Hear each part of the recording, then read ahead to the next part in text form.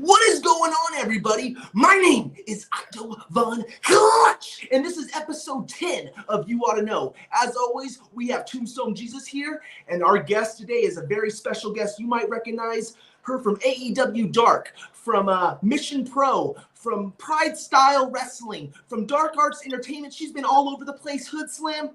Give it up, folks, for the Black Swan. I keep saying the Black Swan, but it's Black Swan. Because everybody knows it's just Black Swan. There ain't no the. That's right. That's right. Thank you so much for joining us today, Zoe. Kind of let's just like dive into like your ballerina background. So when did you start dancing? Did you start dancing at a very young age? I did. I started dancing at the age of 2. My mom was a dancer before me. And when I was born, my feet, they were very high arches in them. And that's usually a good thing for dance. And, you know, when I was like 1.5, I would just dance around everywhere. And my mom was like, okay, I might have somebody to help. So when I was 2, she found an old friend of hers that she used to dance with that had a company. I went in and I started dancing, and I was with them for that school for about like 13 years, I would like to say. Very interesting fact that I found out about your mother. She was one of the very first ever African-American showgirls in Las Vegas. Is that correct? That is true. So she was born and raised in DC, and she was dancing growing up. So when she turned 22, I believe, she moved all the way across the country, all the way to Las Vegas. And by that time, they didn't have any Black girls for showgirls, and they had a height requirement. So when my mom came in, she was pale enough to participate, and she had to stand real nice and tall to match the height criteria. But she did it, and she did Jubilee, she did Aladdin, she did a bunch of really old showgirl stats. It's not like what we have today, but you know, she was one of the originals, the OGs, I like to call her. That's very cool. So how was it growing up and seeing your mother in that light, being a showgirl, being larger than life, you know, on the Las Vegas Strip and whatnot? Was that something that kind of motivated you to want to pursue, you know, ballerina and pursue just being on stage? Honestly, not really. My mom, she became a stay-at-home mom as soon as because I have an older brother and a younger sister. So I think she went back to work after me still, but then when my sister was born, because we're 2 years apart, she stopped and she just stayed at home and started taking care of us. But because of her background and all of her connections and a lot of people that she knows and her reference, I guess it was just in my DNA to start performing. And, you know, when you're 2, you have no idea what you're doing. You don't know what's good for you. You exist. And I never had a desire to leave dance, or like I wasn't disgusted about it, because I wanted it to look pretty, and dance made me look pretty. Ballet made me feel pretty. It was torturous, but I looked good doing it. So it was just one of those things that I never got out of, and I continued. And having that emotional expression through your entire body is so fulfilling and freeing. So I kept on going, and for some odd reason I was still good at it, and I was able to join a professional company too, and it was a beautiful opportunity. Absolutely Amazing. So when did like wrestling was wrestling in your family's home growing up? Did you guys watch wrestling at all? Is this something let's hear about it. So I already know where this is going. Right, you already know. This is gonna be new for Tombstone. You're gonna find out something new about me. So yeah, I did not grow up watching wrestling. I always like to say that my family, we're lovers, we're not fighters, because we were all in the arts industry. My dad, he was a stagehand, so that's how my parents met. And then, you know, my brother, he composed music. My sister, she played piano, and she danced with me as well. So we're all the fruities. So I would say about 2 years ago, I was working this third-party convention that I would get on every once in a while, and it was January, outside of Vegas, in the middle of nowhere. So I don't know about y'all, but I'm born and raised in Vegas, so I'm a desert rat. I do not like cold, but it wasn't that cold. But it was just a amusement park theme for after the SHOT Show. So you have all these old vets coming around, and it was a Jurassic Park theme. So they had fire everywhere. We were dressed up as like cavemen or like dinosaurs, and they had different stations set up. There was a zip line. They had padded boxing, but like, all these fun games. And we were able to choose whatever we wanted to host. And I saw a sign that said bear wrestling. And I'm like, okay, if I'm about to do this in the middle of nowhere when it's freezing cold, I'm going to have fun. And another girl, Lehua, actually was the one who joined me with that. And we met Cal Jack, we used to be known as Cal Bishop for WWE, in a bear costume, and a couple other wrestlers. So the entire time we were the hit of the night. Everybody wanted to be around us. We were all screaming. We were all yelling. During the breaks that the wrestlers needed some time, you got to talk to them, chit chat, and they were super sweet. But Lehu and I, we made a promise that like once we ended our shift, we were going to get in a ring, 100%. But it wasn't a good ring. It was a janky box with some weird ropes. It wasn't all it. Whose ring was that, I wonder? Because that wasn't I wonder whose ring that was. That wasn't FSW's ring. I don't think that was their Super Beast's ring. No, it wasn't even a ring. It was wood put together. They said, let's put a box and we're gonna call it a day. Well, they must have left a lasting impression for you to see this janky ass ring that's a box out there, and you're like, I want to do that. After this, I'm gonna do that. The crazy thing is, I didn't even have the concept of being like intimidated by the rings. I was just like, oh yeah, it's for the giggles of it. Because even Cal, he was in a full bear costume, hat and all. Yes. And so in my mind, I'm like, yeah, this is amazing. But Lehu and I, we got in the ring. We wrestled the guys for a little bit, and then we wrestled each other. And I won because I don't lose. But of course. Cal saw us like being super invested in it, or even having a good time. We weren't scared by it, and he's like, "Hey, do you guys want to come to training? One day you have a free training day." And I said, "Why not?" I had nothing to lose. In my mind, I'm like, if I didn't like it, then I know.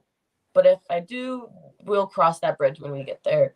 Because during that time, I was in my 6th or 7th year in my professional dance company during that time. So my mind was already somewhere else. I didn't think any of wrestling. But I came to the training day. I rolled around. I got to, beat up some 300-pound dudes, and it was great. I loved it. And then, because I felt strong, because I'm not, I'm average size, but with my bubbly personality, no one gets intimidated by me. So I was like, yeah, I'm Hercules. And we got to see a practice match after, and I kept on coming back. There's something that there wasn't really like red flags. I saw a few yellow flags of like, oh, I'm gonna get injured. Yeah. It might get a little messy, but there wasn't anything to be like, no, Zoe, don't do it. But yeah, I kept on just coming back to training, and I developed something that I was really good at, and I told my parents about it, my folks, and my mother was completely out. She did not want me to be a part of it whatsoever. She's like, no. My dad, he didn't say no, but he didn't say yes. So I took that route with yes. I was like, you know what, that's fine. And he actually gave me my first name, gimmick name. He wanted me to be the badass ballerina, or Babe for short. Oh. And yeah, that was him. Hell yeah. Thought that idea. I'm like, that is a good idea. We're going to put a pin in it, but we'll talk about it later. Because during training, because of my ballet background, I'm very mobile, and my legs can get up to people's faces. So they're like, yeah, just kick him out all the time. I'm like, I can do that. I'll just kick people. But I was thinking about like, okay, if I'm gonna still have my ballet traits towards me, what characters can I bring or who can I develop into? And I'm thinking of all these different types of ballets that we had. Sleeping Beauty, we had Romeo and Juliet, Giselle. And I'm like, okay, there's Swan Lake, and the antagonist is a black swan. And there's only one black swan. There's not multiple. And even the symbolism behind a black swan is powerful. They're unique. They're self-assured. With regular swans, they're pure and graceful. But the swan, she still has that grace towards it, but there's still an entrancement behind it. There's still an observation. You're getting sucked in because of what she's doing. So I'm like, okay, and I picked up that name, and in my mind, I humorously wanted to do a double entendre too, because I'm like, hey, I'm light skinned, but I'm black, so I'm black swan, and also black swan. Right. But after that, I kept it, and I started figuring out how I wanted to look and who I wanted to be and how I wanted to move around the ring. And here we are. I know all the times that I've trained with you, I don't ever remember you actually complaining about being really hurt or sore. Like, how do you compare, your ballerina training to wrestling training? Like, I mean, they're both physical, obviously. Oh, very yeah. physical. I would definitely say that they are two different types of physicalities, endurance, and yeah, and that, especially even like going to the gym, that's completely different from doing hitting the ropes in the ring. Oh, absolutely. Absolutely. But with at least, so the similarities that I've noticed with dance and wrestling is quite a bit compared to what a lot of people think. And one thing is with dance, it's hurtful. It is painful. You are moving your whole body. You're using every muscle that you can. And sometimes you have to switch directions on a fly. Sometimes you have to go from jumping in the air to rolling on the ground to jumping back in the air again. It's a lot of movement that you have to control your body with it. But we make it look beautiful. So it's a very hurtful thing that we make it look pretty. And with wrestling, I mean, it's still hurtful nonetheless, but we exaggerate it. So it's like the opposite in a way, in a sense. It's easy, but we make it look extreme and dangerous. But for like the pain and whatnot, I would say I've definitely noticed that it's easier to get injured, especially if you're working with somebody who doesn't know how to take care of you, or is a little bit weird in the ring, or just a move that is botched. So it's easier to get injured in wrestling, but I would definitely say on the pain scale, dance is more. Wow. There you go. You guys heard it here first on You Ought to Know. Dancing is more painful than professional wrestling. Yeah. So dancing with a professional company like that, I'm assuming, it took an enormous amount of discipline. And is that discipline obviously something I've seen you use since you become a wrestler? I'm assuming it's been a great tool for you. Very, very much so, because in the dance world, there's a lot of dancers, and there's different types of dancing that you want to do. You can do like commercial dancing, which is the tricks, the turns, the 540s and the pizzazz, and that's what we have a lot on the West Coast. What I was trained under is concert dance. So concert dance is when you tell a story, you want to persuade the audience through your movement. You don't want them to be joyous because of a cool move. You want them to be in awe. And this has to help you, Zoe, with yeah, professional wrestling and psychology and storytelling. I mean, amazing. I love characters, and that's one thing that's so great about your character. It's like an extension of yourself, just like how mine is, how Tombstone is. I know that Cal Jack and Super Beast and Steven Tresario, myself, I mean, we're so proud of you and what you've accomplished in such a short amount of time. It is literally gives me chills. I definitely feel that in the future you will be in WWE, you'll be in NXT, you're going to go far. How did it feel? Let's just fast forward quickly here because I know we're short on time. No, I'm how talking. does it feel? How was it being in AEW Dark? Like, how was that going? And not necessarily. I mean, that was quick. That was within like the first year and a half of you wrestling, maybe a year. Less. Right?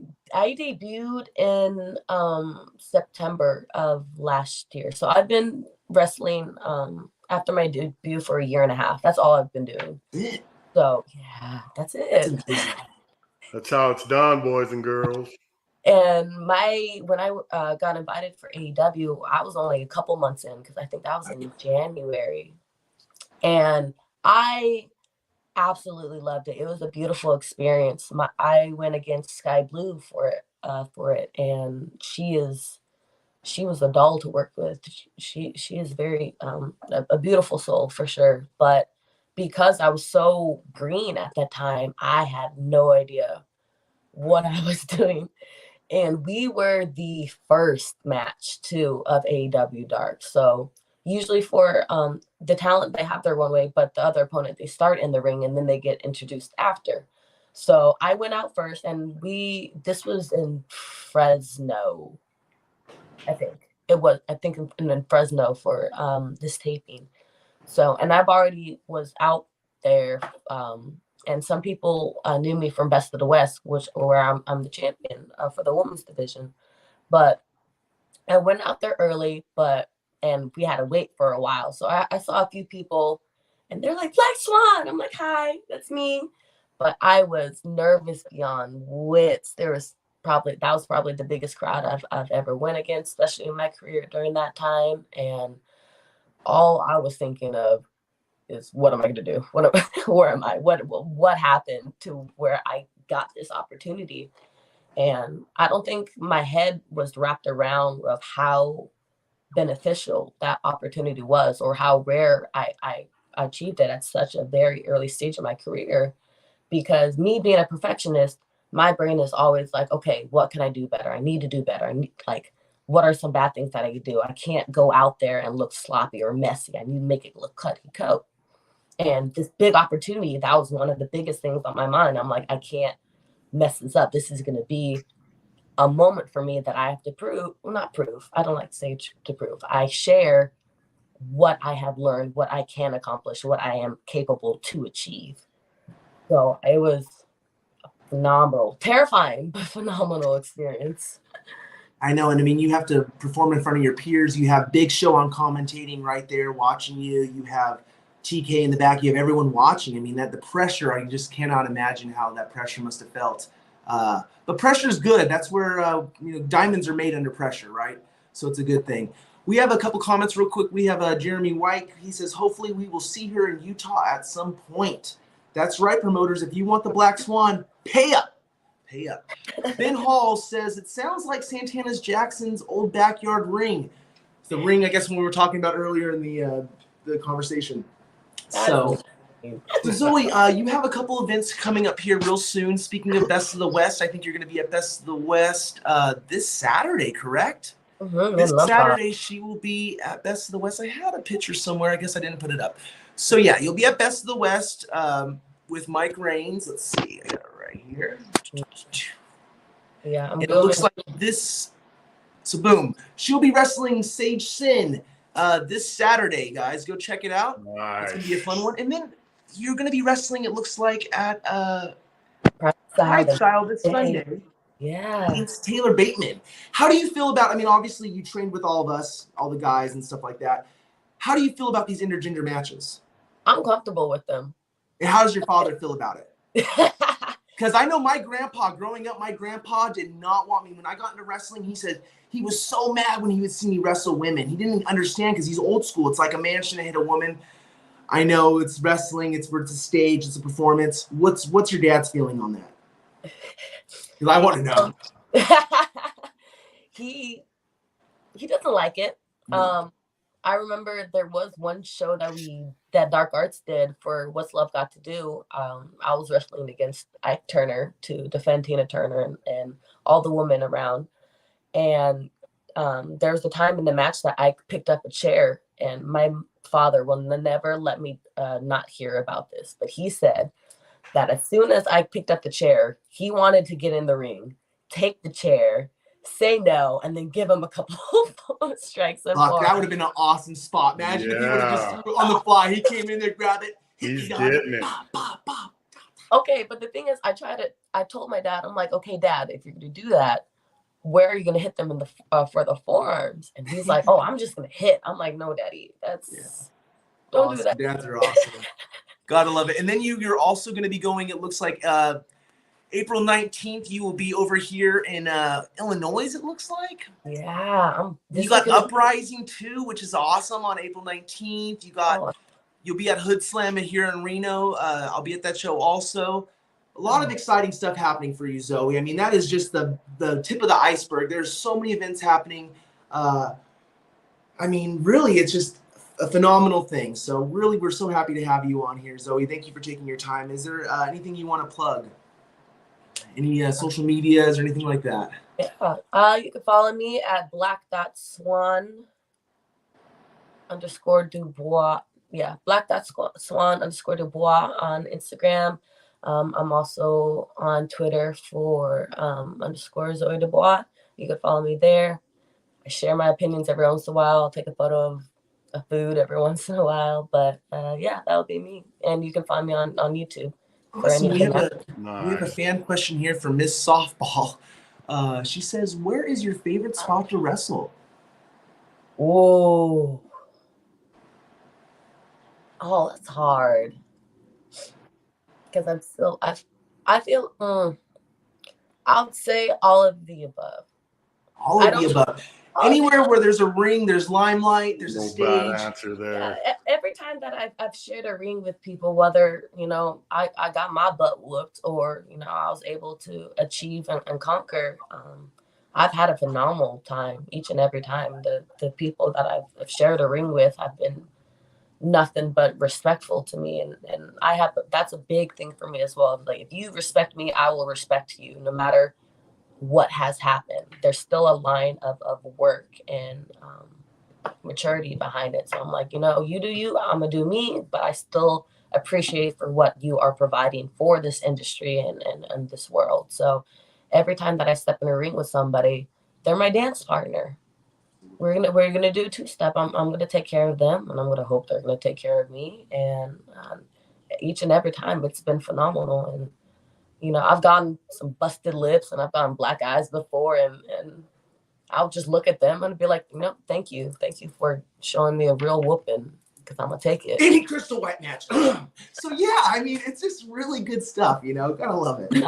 I like that. I appreciate her very much so, because I have learned so much, even with her, of how to work with somebody with her persona, her personality, how to make it complete, how to progress and make it smooth sailing.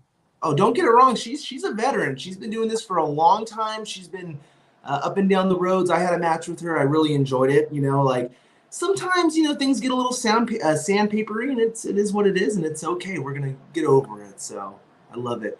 Zoe, thank you so much, Black Swan, for your time coming on today.